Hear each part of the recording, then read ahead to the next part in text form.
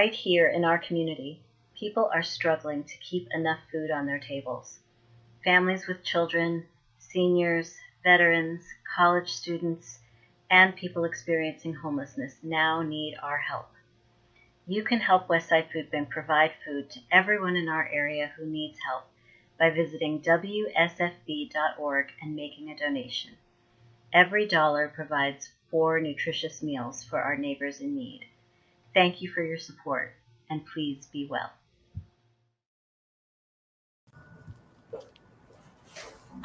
Can you hear? I hear nothing.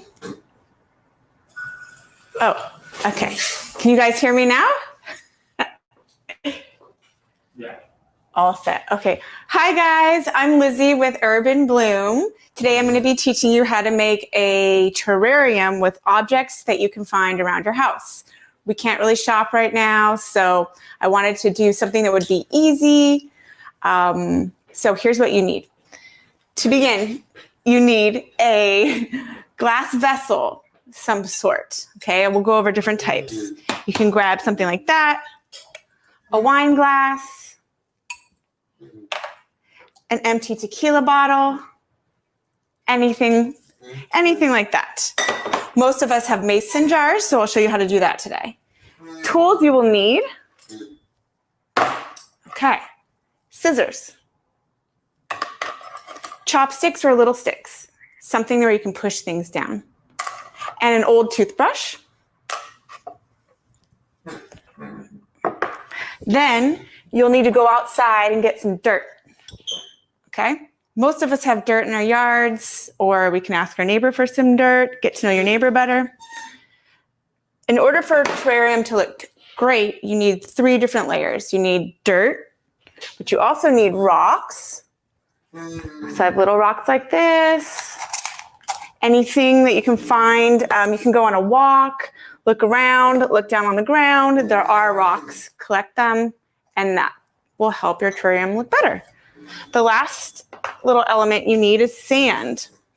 This is white sand, looks great.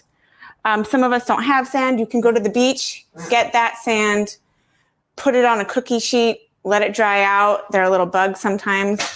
I have lots of different types of sand that are colored that will make your terrarium look better, make it stand out. But if you don't have that, what you can do is take a little plastic baggie, take your sand, get some food coloring. This is neon. Add 2 little drips. Doop, doop. And squish it together, and it'll look like this.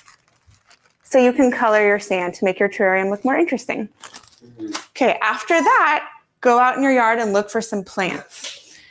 Succulents. I went outside this morning and I collected these. Okay, so the roots are still intact. I took the soil, kind of took the soil off, and I took scissors and cut the roots.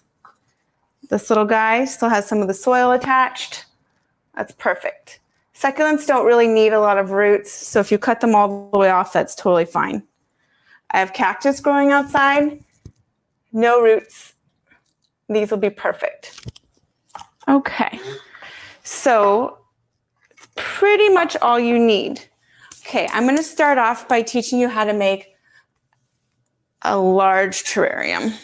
So this is the vessel I'm going to use. When we're finished, it should look like this.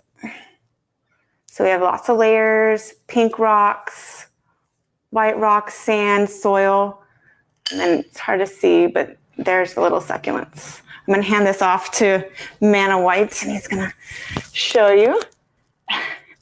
Okay, so that's what it's going to look like at the end. Thank you. Okay, first you're going to get your soil. You're going to want to put it closer to the center.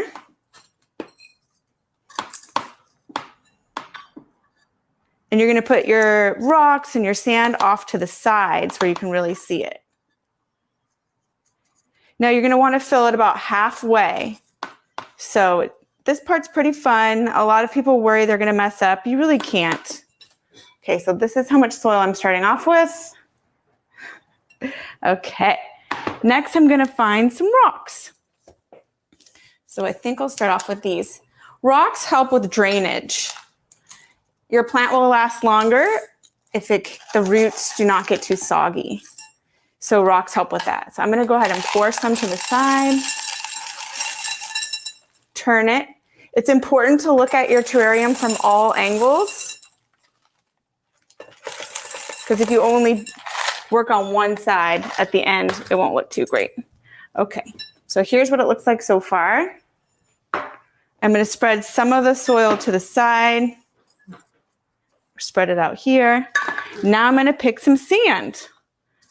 I love turquoise, so I'm gonna work with that color. Again, use what you have. If you don't have any sand, you could go to the beach, look for some shells, that would work, and collect a bunch of shells. Okay, so here I'm gonna put some blue on the side, turn it, a little bit more, turn it. It's starting to come together. See, it looks kind of interesting. You don't wanna go in straight lines, it will look boring. Okay, so I think I will add a few other rocks.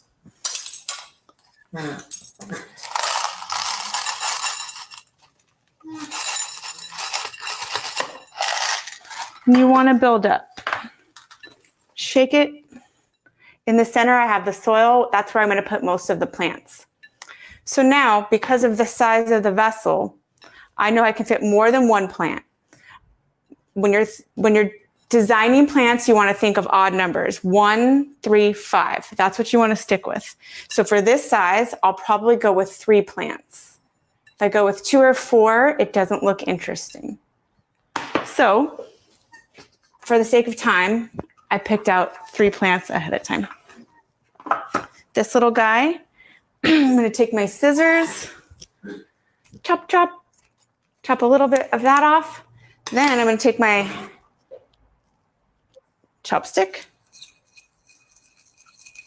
make a little hole, and then with the twisting motion, I'm going to put it in and twist. Now I'll take my chopstick and I'll try to hide the roots. Okay. Looking good. Okay, next plant. So I have these 2 left. I'll keep them close together, remembering that the soil is in the center. Take my chopstick, make a little hole, push and twist. You want to be gentle. Try not to hurt your little plant. If you do, don't worry about it because they're survivors. They're easygoing. And yes, you can kill succulents. I've killed several. But it's okay.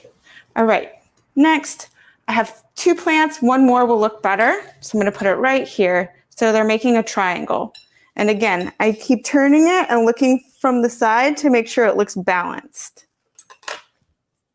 So dig a little hole, twist. Okay, voila.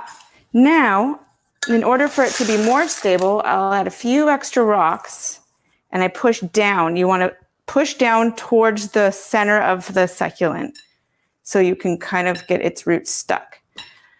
I'm basically done. That's it. Now, I happen to have a few objects that I found over the years that are cool. I have some cool little rocks. Usually when I go out of town, I take a rock from wherever I went, bring it home. I have a jar. So adding like a little piece of glass or a cool little rock right here. This is from some event that I went to. It's a little fox. I'm gonna put him in here. Kids, if you're doing this, I work with kids and it's definitely more interesting when they can put a little toy in there. So if you're working with your child, that's something that's kind of fun. And that's about it. Okay, so caring for this. You wanna water it every other week. And You can take a spoonful of water and you just want to water the plant, or you can just spray it. Don't spray the rocks, just spray the plant.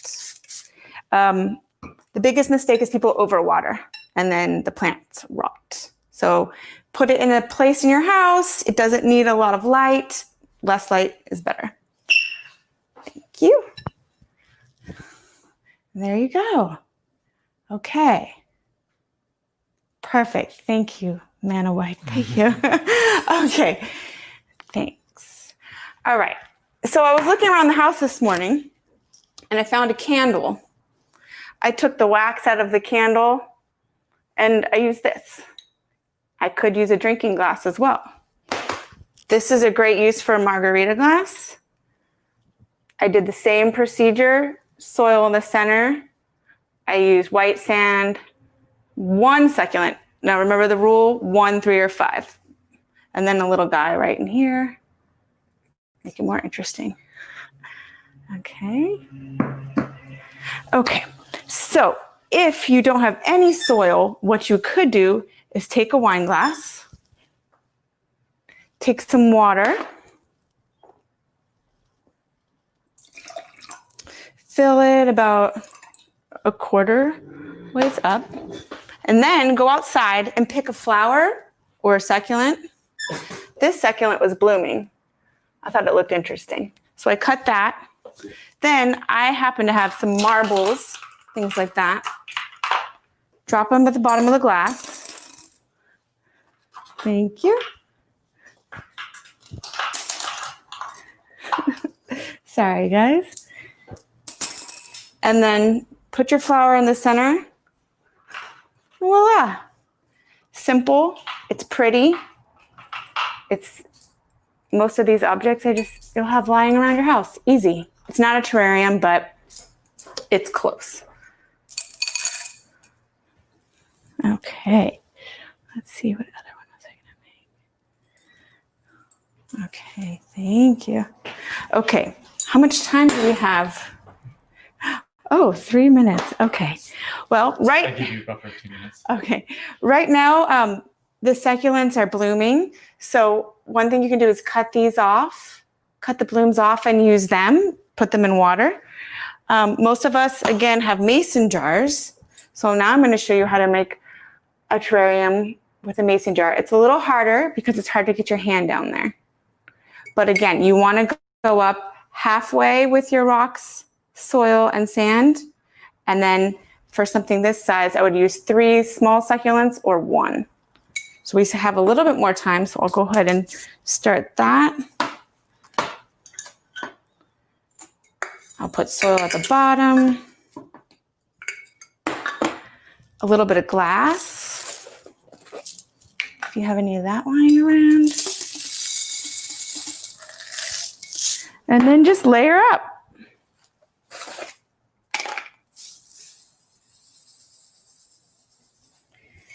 Where are Okay. good places to get all this? There are art supply stores and teacher supply stores, Michael's, but basically any kind of art store will have most of these supplies.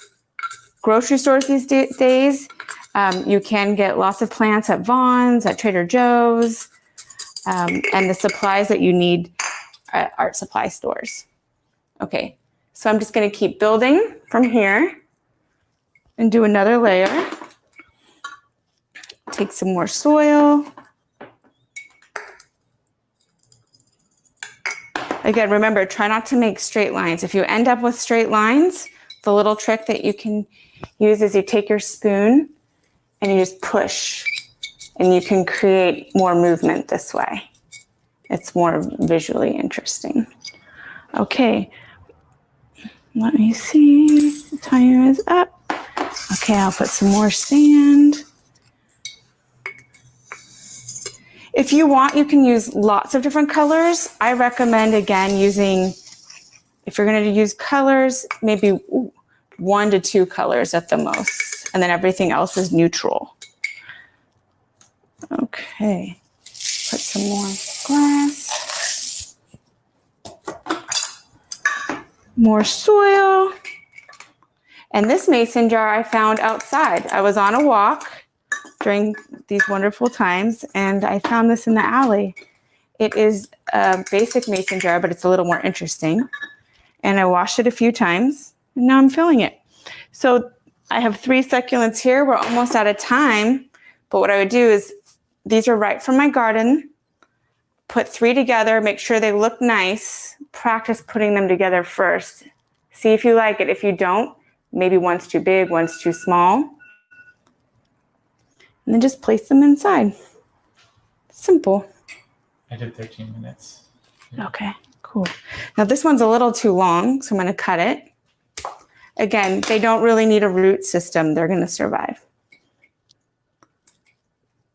And then this one, the root ball is too big, so I'm just going to use my fingers, get some of the soil off, take some of the dead leaves off. There's a little baby. I'll save that for later. Thank you. Okay. So this is, ooh. Now what I usually do is I finish, I walk away, and I come back and I look at it. This one's looking a little crowded, but it's cute. Thank you. Okay. Here's a small Patron bottle. I didn't use any soil. I just used rocks and sand. And I used an air plant and a succulent and a bloom. That will last about 3 to 4 months. I'll just spray it every other week. These make great gifts too. All right. Thank you so much, everybody. Okay, take care. Bye. Have fun.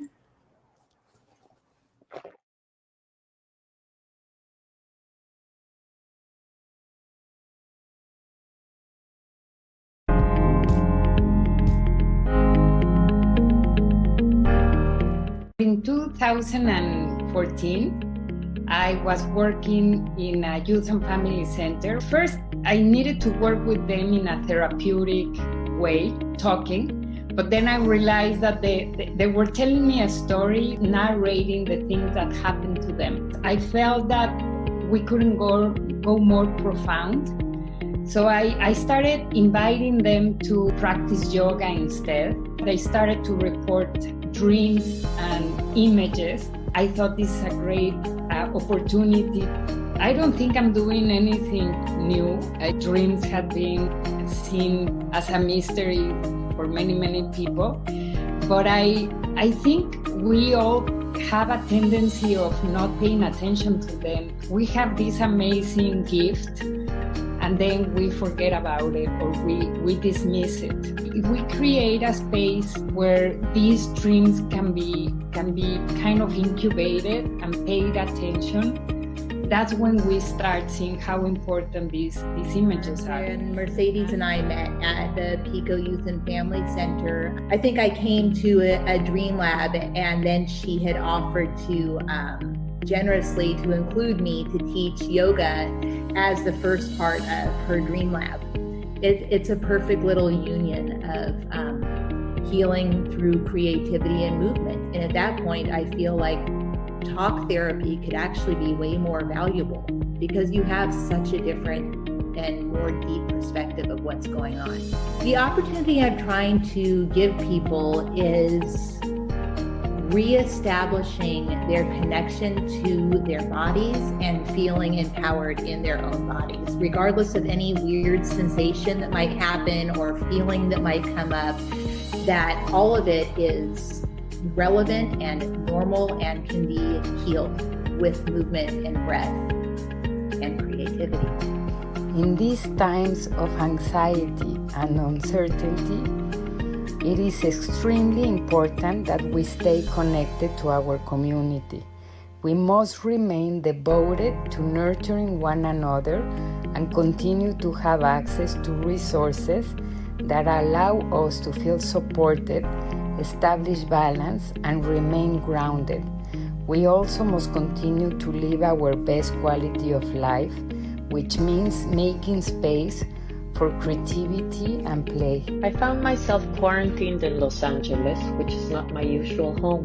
Mercedes Gertz very generously invited me to participate in the project she co-leads with Stacy Templeton. Twice a week, we meet virtually. Stacy leads us through a heart-opening yoga class, after which we sketch or write something that came up in our dreams and our yoga practice. Mercedes then guides us through showing and talking about our images and our thoughts. The weekly meetings offer us the chance to connect to a group of women in a judgment-free space where our ideas and our voices are shared. I am excited every time we meet to discover how my creativity will blossom that day. Moving in connection to our breath during yoga helps to open us to our dreams and thoughts and gives us a chance to delve deeper into our feelings. One unexpected surprise has been how often there is a recurring theme in different persons' drawings. It is as if a creative collective consciousness is at play. Thank you, Mercedes and Stacy, for the chance to peek inside myself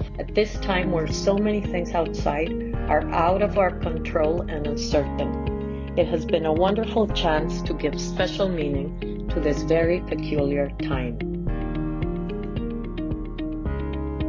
In the Dream Lab, we explore our dreams and inner thoughts to discover their true meaning. At first, I couldn't see the connection between my random thoughts and ideas. I have learned that everything, even a dream or a thought, happens for a reason, and that everything has a meaning, even our dreams. The Dream Lab is helping me to realize the connection between all my random dreams and thoughts, and also to understand the conversation between them that is taking place inside my brain.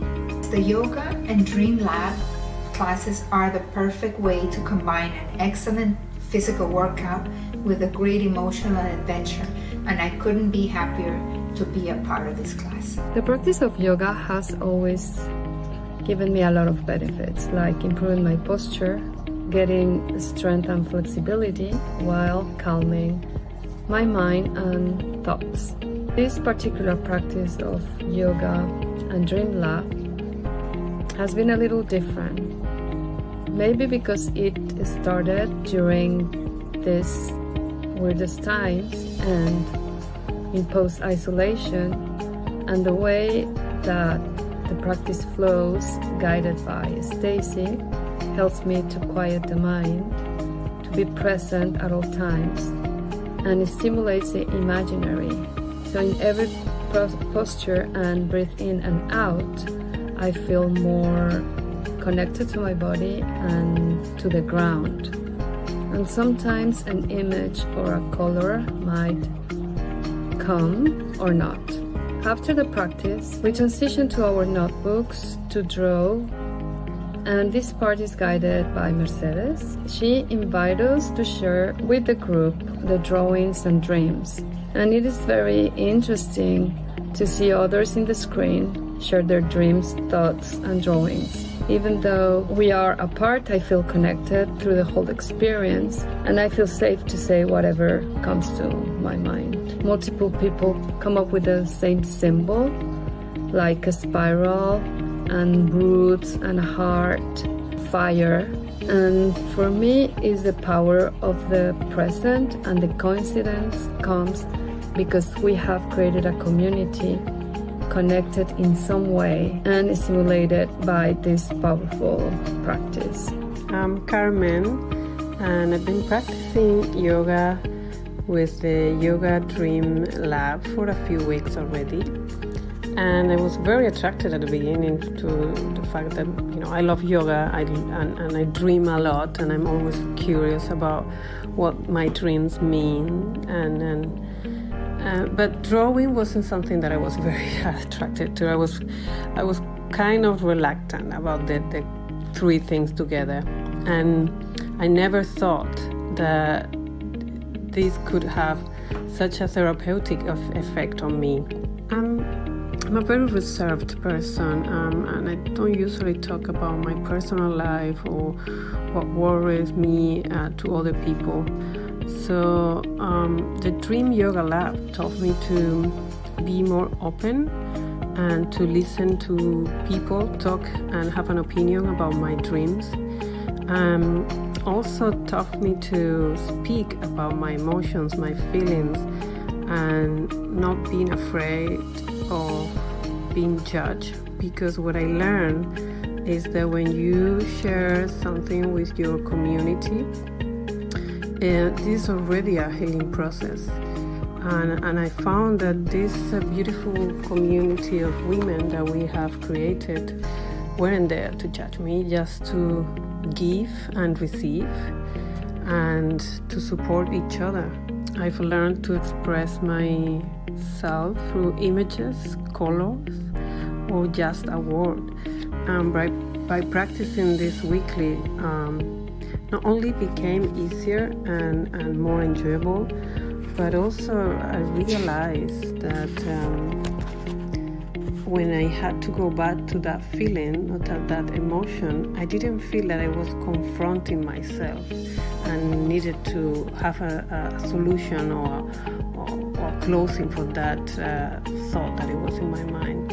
It was just it was more like talking to myself in a different language, in a very kind one. And I could go back to that feeling and to work on it without feeling a pinch in my stomach, which is something that I used to do most of the time. And I'm not only feeling connected to a community, I'm more connected to myself. And I tend to have this association of feelings and emotions to images, even in my everyday life, and it helps me to process those emotions in a softer way. When I began this workshop, I thought about these meetings as a place to connect my body to my psyche, something I hadn't really done since I was a child. However, what I discovered is that this practice is much more important. With the guidance of Stacy's calm, soothing voice and guidance into the postures and flow, along with Mercedes' honoring and amplification of the material that emerges from the unconscious, I am connected to a powerful feminine energy that both strengthens and heals, keeping me from sliding into a state of fracture and depression. These two precious women guide our group into a containment where, for me, I feel safe to be vulnerable, explore through drawing, and even share my images. These images are important for me right now. They offer a space for me to continue to ground long after the yoga portion of the workshop is completed. Create a space where these dreams can become a potential fairy tale or a potential painting or a poem. Because once we transform something that gave us anguish or as we know, dreams can be very strange and they can come attached to a lot of very controversial feelings. That is what happens in the workshop. You never know who's going to be the teacher, because whoever is going to bring this image and transform it is the one that is going to teach everybody.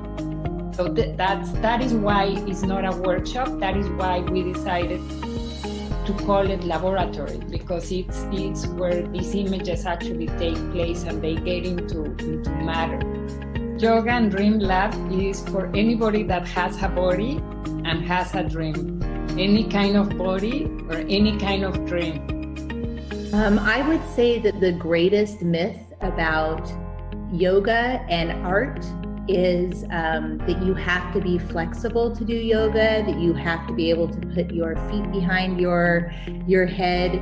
As long as you can breathe your body and even move one finger and integrate those two things together, you're a master yogi.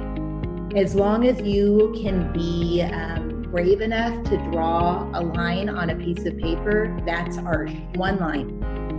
And when we're doing yoga and Dream Lab, we're sitting with these things with thoughtfulness and with importance and with self-respect and self-care.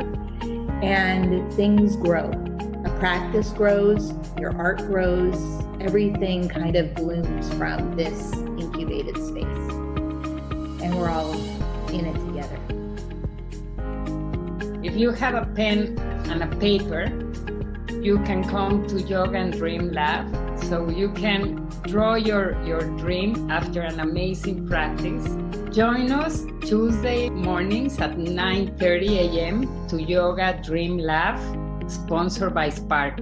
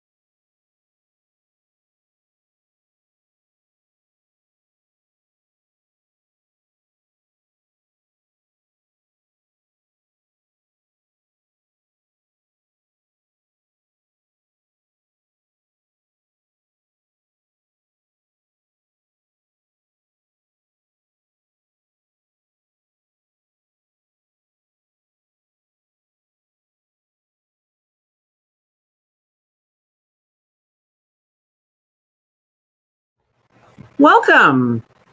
My name's Carol. This is my friend Trina, and we are here today to do a little art therapy workshop with you.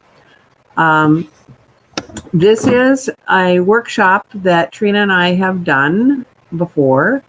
It is a workshop based on the workshops presented by A Window Between Worlds, which is quite a wonderful organization that does art therapy with people who have survived trauma. And it seems to me that today we're all experiencing a certain degree of trauma to one degree or another, given all of the world catastrophes that are going on. And so we thought that we would share something with you about that. And it's a project that we call Stepping Stones. We will be showing you what materials we use to make our stepping stones, and also allowing for the fact that you might not have access to all the materials that we have handy right now, how you might be able to do this using any old materials.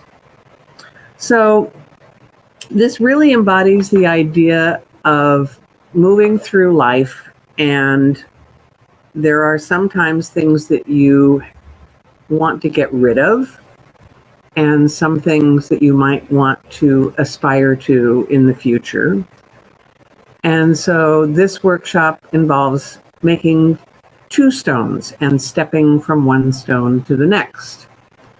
And one of the stones is symbolic of something that you want to get rid of, and the other stone is symbolic of something that you want to aspire to.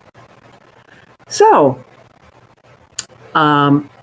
Trina is my Vanna today, so she can get closer to the screen than I can.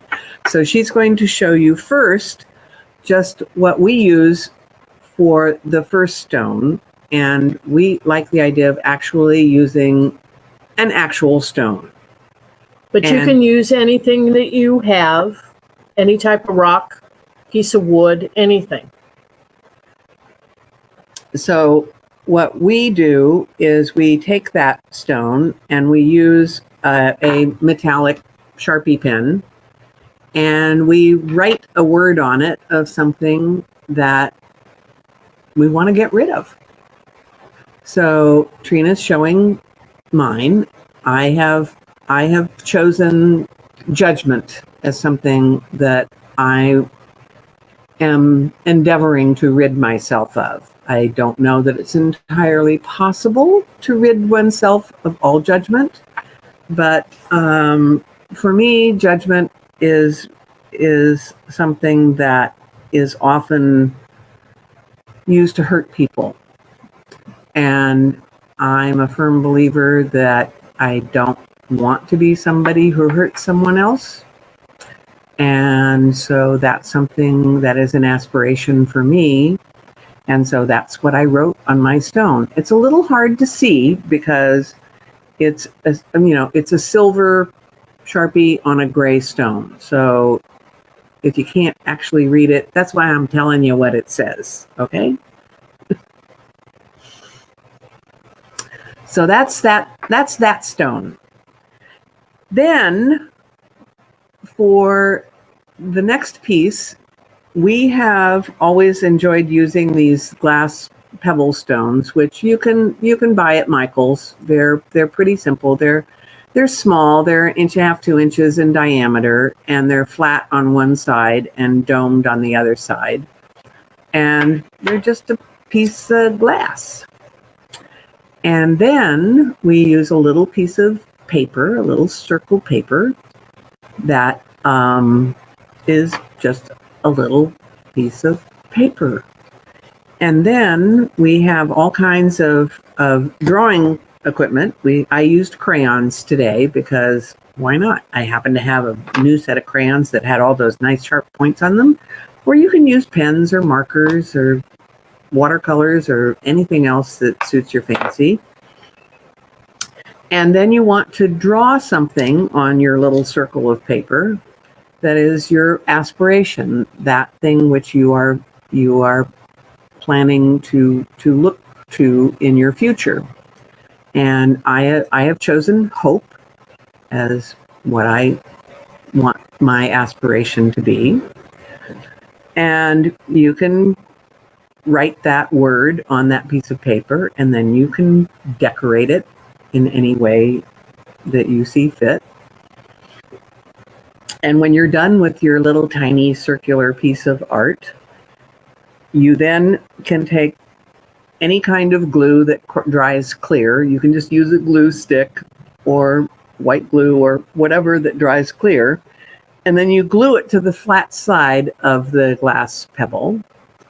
And then it makes a very nice frame for your little piece of artwork. So Trina's showing our finished product there. So then you now have your 2 stones or 2 pieces of wood or a shell, whatever you come across. It doesn't have to be stones, but like I say, we kind of like the symbolism of those. And so what we encourage people to do is to take that rock of the thing that you're wanting to get rid of and maybe go bury it in your garden or throw it into the ocean. Don't commit any criminal acts using this rock. But it's not something that you need to be reminded of. It's something you want to get rid of. And then with your bright and shiny rock, your hope for the future, that can be like a talisman or a fetish or whatever, a worry bead. It's something that you can keep with you, or you can leave it on your desk, or you can keep it in your pocket, or you can leave it at the bottom of your purse, or whatever, wherever you want to keep it, that will allow you to have that reminder of what you're aspiring to. So that's our stepping stone exercise, and I would encourage you to take that idea and do with it what you will. But I hope that by using art, I think that we live in a culture that is very, very left-brained. We are very focused on words and stuff, and by getting into a little art and symbolism, that it engages the right brain and helps us maybe gain a little different perspective on how we're viewing ourselves in the world today. So that's all we've got. And I thank you for joining us today.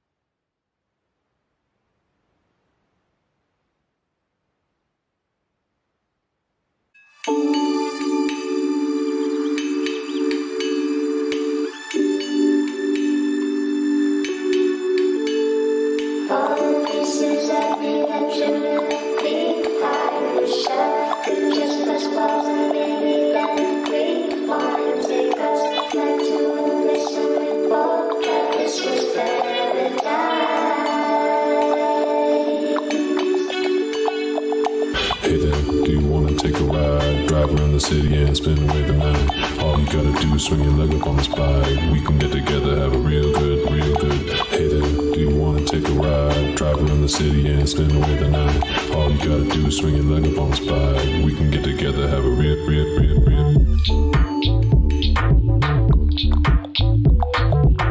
Hey there. Do you wanna take a ride? All you gotta do is swing your leg up on this bike. We can get together, have a real good time. A real good time.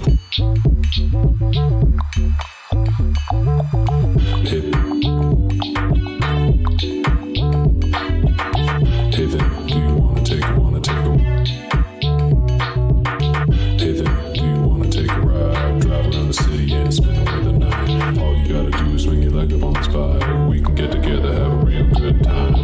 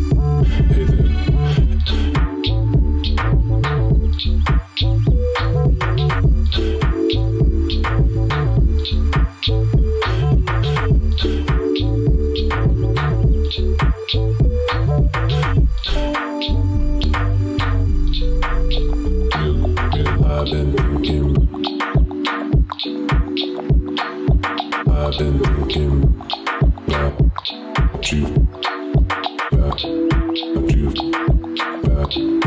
you. I've been thinking about you for a long, long time.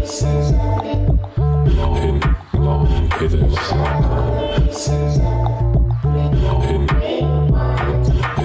been thinking about you for a long time. Wondering if the thought of me ever crosses your. I've been thinking about you for a long, long time. I've been thinking about you for a long, long, long time. I've been thinking about you for a long, long time. Wondering if the thought of me ever crosses your mind. I've been thinking about you for a long, long time. Wondering if the thought of me ever crosses your mind. I've been thinking about you for a long, long time. Wondering if the thought of me ever crosses your mind.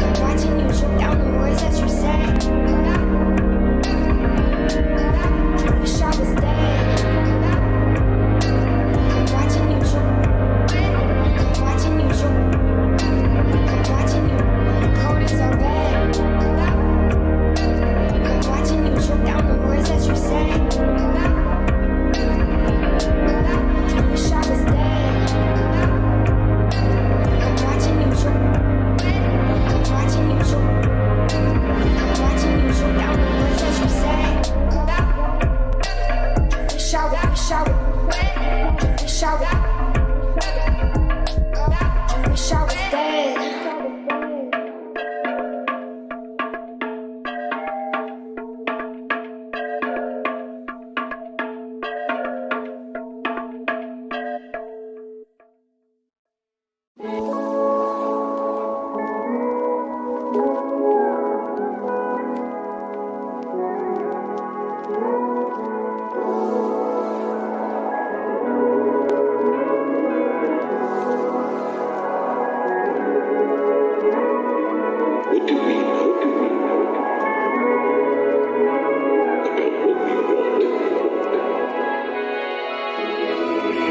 Smiling freely in the thousand fallen petals of desire. New practice and boundless devotion. Pure love, pure love. What do we know about what we want? Until we come to the end of ourselves, where fears are stilled and striving cease, and we come to a moment's peace with the thousand fallen petals of our desire, What do we make of the nectar of this blossom as we dance in boundless devotion? What do we make of the nectar of this blossom? Dance in boundless devotion. Dance in boundless devotion. Dance and dance and dance and dance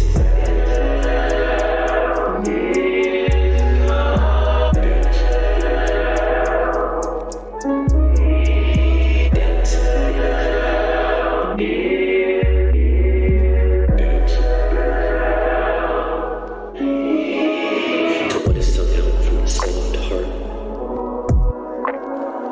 Ceaseless prayer, cyclical